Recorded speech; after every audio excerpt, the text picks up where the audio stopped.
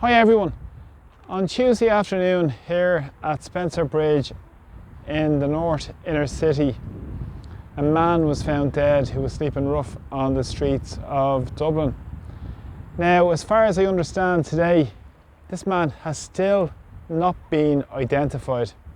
Absolutely disgraceful, shocking that more and more people are forced onto the streets of our city and are struggling, suffering and dying because of systemic failures, deliberate failures in a rotten, corrupt system in Ireland. This is at the same time you look towards the statue of Luke Kelly. You can see him there in the distance. And of course a great Dubliner, and Lawrence O'Toole Church there in Sheriff Street. Now, over the last few years, we've seen more and more people being forced onto the streets of Dublin. And in particular, today, the latest homeless figures have been released to say there's over 5,000 children in so-called emergency accommodation, which are really state-sponsored incarceration facilities. We've seen in the last few years more and more people, as I said, even die on the streets of Dublin, who have been neglected, failed, ignored by the political establishment, who weren't interested in this. Back in 2024, 55 people died on the streets of Dublin. Last year, 55 people who were known to homeless services died on the streets of Dublin. And this is compared to back to 2018, 24 people died on the streets of Dublin. Of course, behind all these numbers are men and women who have lost their lives, all their families, friends, people they've come across, and many voluntary workers who have supported them for many, many years on the streets of Dublin. Many have been forced from the insecure private rented sector, been evicted.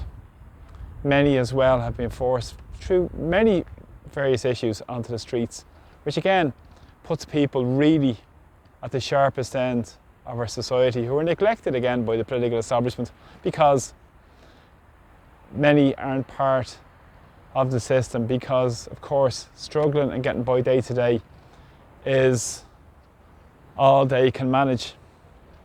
And as I've said, this is the same area where we see all these luxury apartments behind me. Of course, Johnny Ronan, the man that was bailed out through the times of austerity, was involved in these apartments in Spencer Dock. €2,500 a year, a month rather, sorry, €2,500 a month to rent one of these apartments. And you can see many to let signs here, if you can just see here, commercial shops. Further down towards in the IFSC, you see more and more buildings empty. Of course, we see the convention centre then, previously Johnny Ronan, of course the state spent a fortune over there using that during COVID-19 because of social distancing. While at the same time more and more people are suffering and struggling in this part of Dublin City.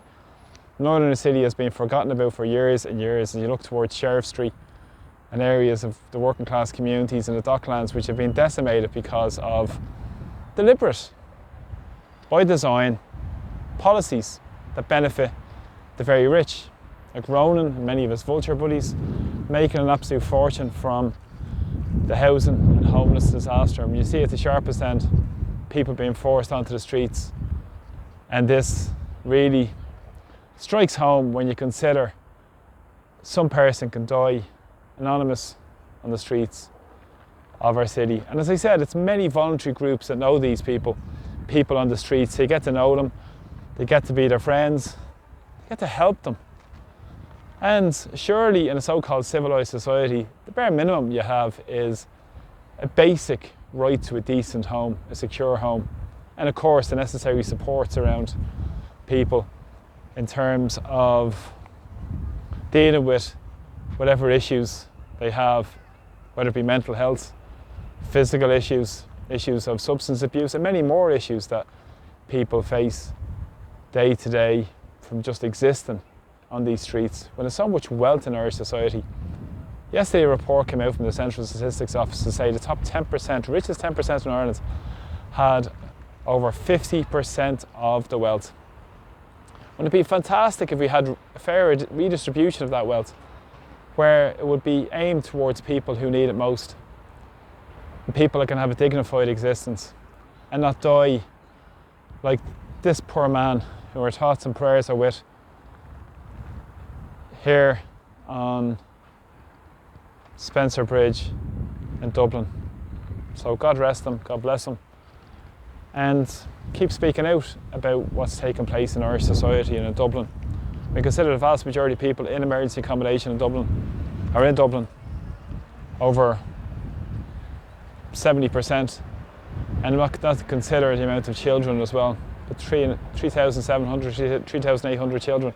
Of those, over 5,000 figures that were released today, children are in these state-sponsored incarceration facilities, not to mention those who were the hidden homeless, nearly 300,000 who were staying with friends, family members, because they can't afford the extortionate rents, all of course part of the started through the austerity years and the lack of public housing being built, the opening of the door to vulture funds to make a fortune, hence we have all this nonsense around us.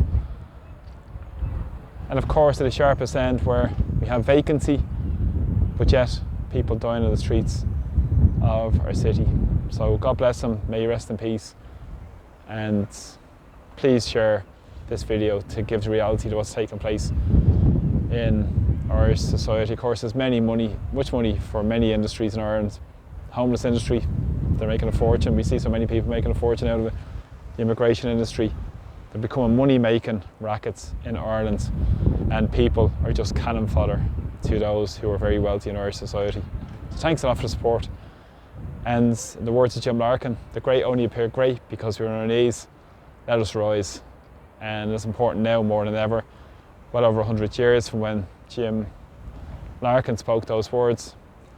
Even back in 1915, so many people were living in abject poverty, biggest mortality rate because of housing conditions across Europe, in Dublin.